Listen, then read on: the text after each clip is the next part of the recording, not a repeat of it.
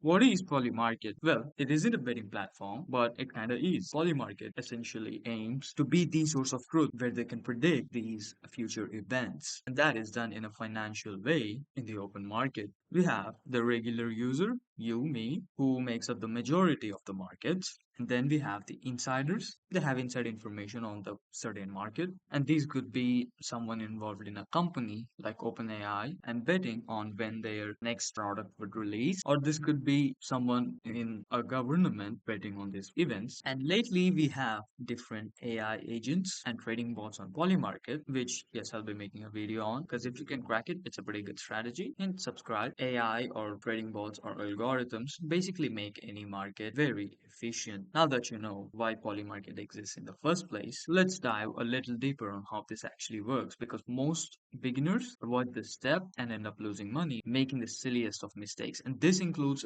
big whales and insiders, by the way. So let me first show you a binary market, meaning there are two outcomes in a market, yes and no, or up and down in this case, and one of them will resolve to zero while the other resolves to one. For this Bitcoin up or down market, the price to beat is 68,249 and the current price is $208 below the price it has to beat. And it also shows in the price of these outcomes. After 5 hours, this does close below the previous day, which means the down share would resolve to 1 and everybody who invested in the up share or the yes share will lose. So this resolves to 0. And that means if you bought in at 60, you would make 40 cents, making it a dollar. And then we have the other type of market, which is also similar but includes a bunch of different outcomes in the same market. And all of these different outcomes are basically their own subset of this market. Here we have what price will Bitcoin hit in February, and we have all these different prices. And again, the same rule applies to each individual market. But in this case, in a whole month, Bitcoin could hit all these different prices. So what does that mean? All these different markets could resolve to yes, and all the other markets could resolve to no, which is not the case in other multi-outcome markets like election markets. Since there will only be one winner in an election, only one of these markets would resolve to yes,